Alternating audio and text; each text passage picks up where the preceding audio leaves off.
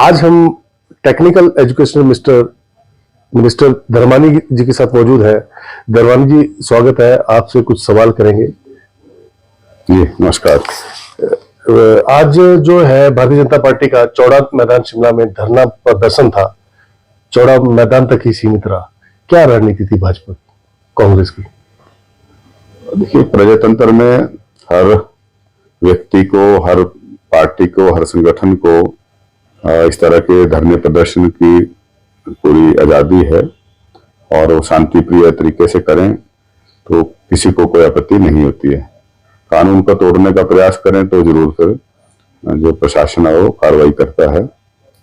तो आज इन्होंने बड़ा कॉम्प्लेक्स हो करके बड़ा प्रचार प्रसार किया था, लेकिन जितना ये उम्मीद करते थे इतना नंबर जुड़ेंगे उतने लोग नहीं आए और इनकी जो रैली का शो था ये निराशाजनक रहा और इनकी भी आशाओं के विपरीत रहा।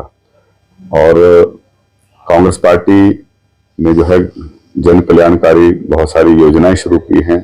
विपरीत परिस्थितियों में भी भारत सरकार के बेरुखी के बावजूद भी हमारा यहाँ पे संचालन जो है सरकार का बढ़िया तरीके से चल रहा है। इसलिए लोगों ने जो है बहुत ज्यादा, आम आदमी ने इसमें पार्टिसिपेशन नहीं की है और महज जो भारतीय जनता पार्टी के कार्यकर्ताओं तक सीमित रहा। धर्मानी जी, हम बिलासपुर की तरफ ले जाएंगे आपको।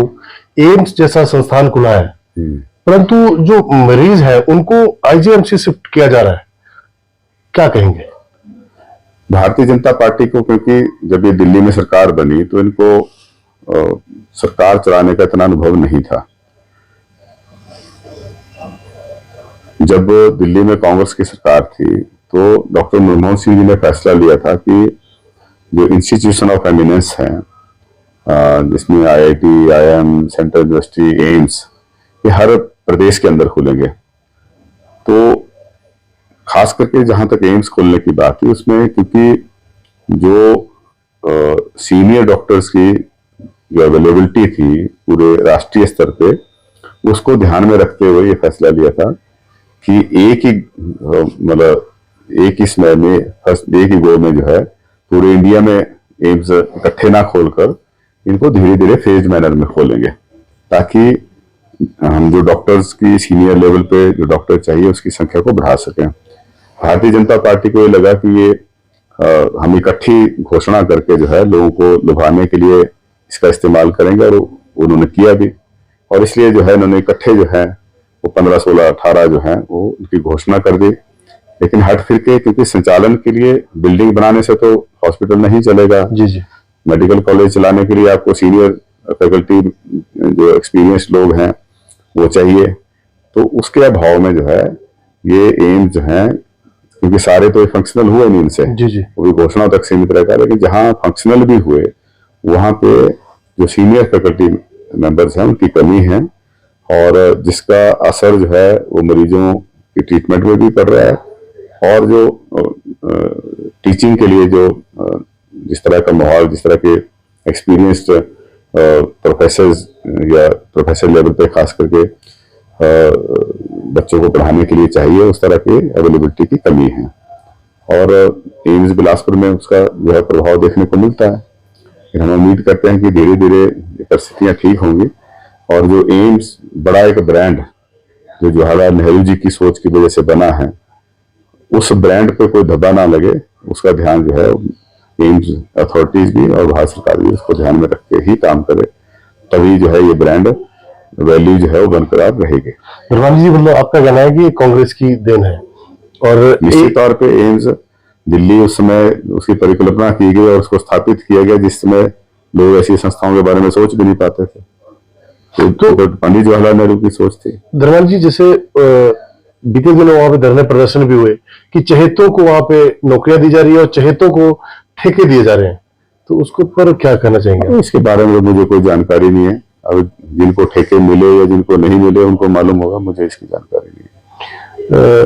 टेक्निकल एजुकेशन मिनिस्टर है, हिमाचल में ड्रोन की जो ट्रेनिंग शुरू हुई थी, कितने उसको सक्सेसफुल मानते हैं? ये हिमाचल प्रदेश कौशल विकास निगम की तरफ से कुछ एक जगह पे है जो इसकी ड्रोन की ट्रेनिंग की गई, और कुछ एक जगह मैंने इसके कोर्सेज भी स्टार्ट किए, जैसे पायलट के दो तरह की कोर्सेज होते हैं इसमें। एक है ड्रोन फ्लाई करने का और दूसरा है उसकी रिपेयर मेंटेनेंस का।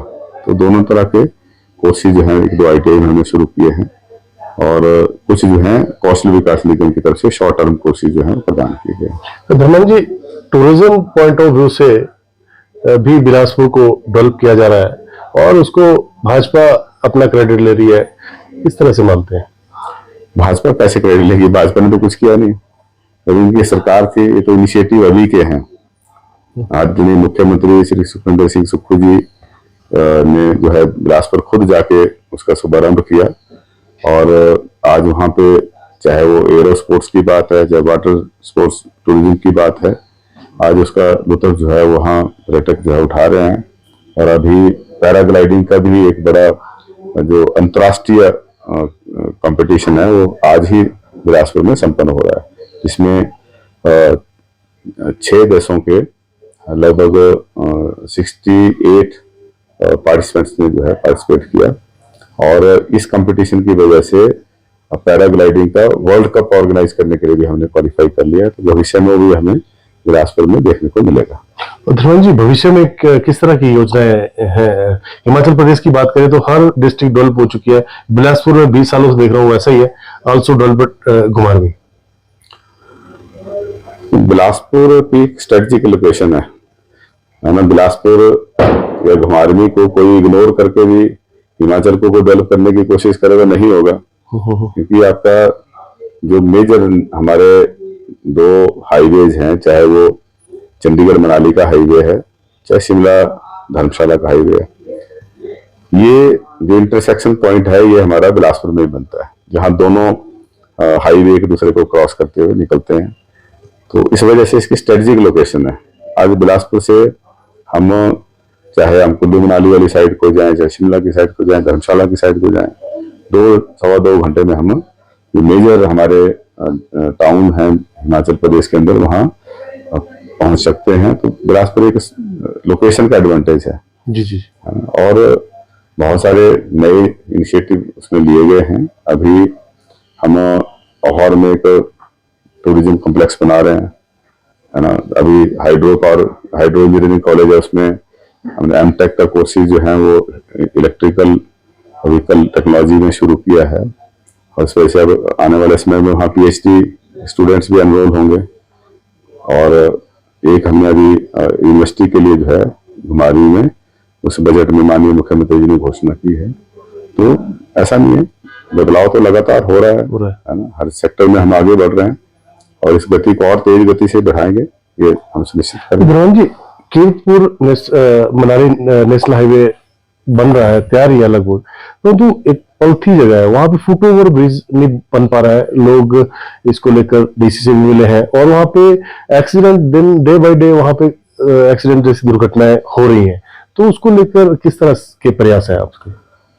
ऐसा, जब ये 4 लेन बन रहा था तो कई जगह पे जहां ओवरहेड ब्रिजेज बनाने की बात थी, जी जी, वहां पे लोगों ने विरोध किया।